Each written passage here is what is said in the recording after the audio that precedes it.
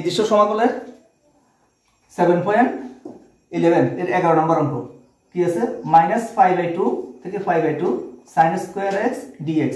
ঠিক আছে, এখন এটা এইরকম আকারে যদি থাকে আমাদের দেখতে হইব অপেক্ষকটা যুগ্ম নাকি অযুগ্ম।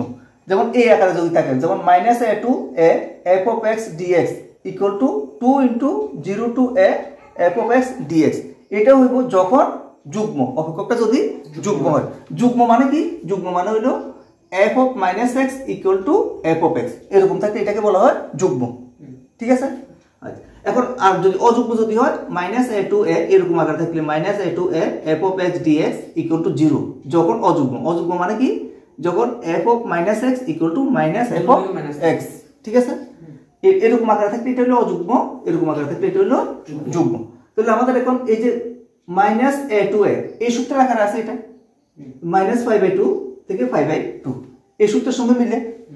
এখন আমাদের দেখতে হবে অপেক্ষকটা যুগ্ম নাকি অযুগ্ম, এটা আমাদের প্রথমে চেক করতে হবে। কেমন? প্রথমে চেক করব এটা যুগ্ম নাকি অযুগ্ম। তাহলে এখানে f of x কত আছে? এখানে f of x আছে হলো কত? sin square x। ঠিক আছে, f of x sin square x। তাহলে f of -x equal to কি হবে? sin এখানে কত -x হইব, হ্যাঁ হোল স্কয়ার হবে এখানে। ঠিক আছে, তাহলে এবার সমান সমান কত হয়? এটা শুধু sin স্কয়ার x এ আইলো, কারণ মাইনাস টোটালি কি হবে? মাইনাসটা প্লাস হইব। তো তার মানে এটা কত হইতাছে? Equal to f of x এ হইতাছে। সুতরাং f of -x equal to কত? f of x। তাহলে আমাদের কোনটার সঙ্গে মিলে? এই পার্টের সঙ্গে মিলে। কেমন? প্রথমটার সঙ্গে মিলে, তার মানে এটা কি যুগ্ম। তাহলে অপেক্ষকটা কি হলো? যুগ্ম। অপেক্ষকটা যুগ্ম অপেক্ষক। এখন যুগ্ম অপেক্ষক হলে আমরা আবার এটার ইন্টিগ্রেশন এই সূত্র আকারে করব। কেমন? থেকে 5/2 sin স্কয়ার x dx সমান সমান, আর এদিকে লেখো ইকুয়াল টু, লিখতেছি এই সূত্র আকারে লিখতে 2 ইনটু ইন্টিগ্রেশন 0 টু কত হবে এখানে 5/2 sin স্কয়ার x dx। এটা কেন লিখছি বুঝা গেছে তো? এই সূত্রের আকারে। কেমন? এই সূত্রের সঙ্গে মিল করে লিখলাম। এতটুকু ক্লিয়ার আছে? sin স্কয়ার x dx এর সূত্র কি? ইকুয়াল টু সমান সমান দিয়ে আমরা লিখতেছি এখানে ইন্টিগ্রেশন 0 টু 5/2, এখানে 2 তো আছে, 2y কত হবে 1 মাইনাস cos 2x। এটা হলো sin স্কয়ার x এর সূত্র। কেমন? এটা ক্লাস 11 এ আমরা পড়ছি, বুঝছো তো? ক্লাস 1 এই যে সূত্রটা আছে এরকম, cos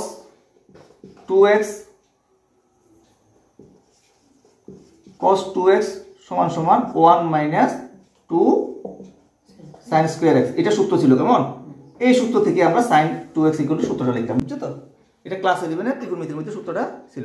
ঠিক আছে, তাহলে এখান থেকে আমরা কি পাই? sin square x equal to এই যে এটা এদিকে দিলে কত 1 minus cos 2x divided by এই 2টা কত নিচে আইবো। ঠিক আছে, এত ক্লিয়ার তো? এবার নরমাল মধ্যে এরকম, যেমন এখানে 2 দিয়ে কি এটা কাটা যাবে, তাহলে এবার এখানে থাকে কত equal to integration 0 to 5/2 1 minus cos 2x into dx। এতটুকু বোঝা গেছে? এবার এরপরে লেখো, এরপরে 0 টু 5/2 লেখা থাকবে, আমরা ডাইরেক্ট ইন্টিগ্রেশন করি। কেমন? এখানে 1 এর ইন্টিগ্রেশন কত হইব? x হইব, মাইনাস cos 2x এর ইন্টিগ্রেশন কি মনে আছে নি? sin 2x by 2। ঠিক আছে, আর এখানে পুরোটার সঙ্গে এবার এখানে কি হবে? এখানে 0 টু 5/2, কারণ ইন্টিগ্রেশনের মানটা কত 0 টু 5/2 তো। আচ্ছা, এবার এখানে আমরা মানটা বসাই। এবার মানটা বসালে কি আসে? এখানে কত কত 5/2 বসাবো, 5/2 মাইনাস কত আছে sin কত হবে এখানে sin 2 ইনটু 5/2। ঠিক আছে, এটা বসাইলাম।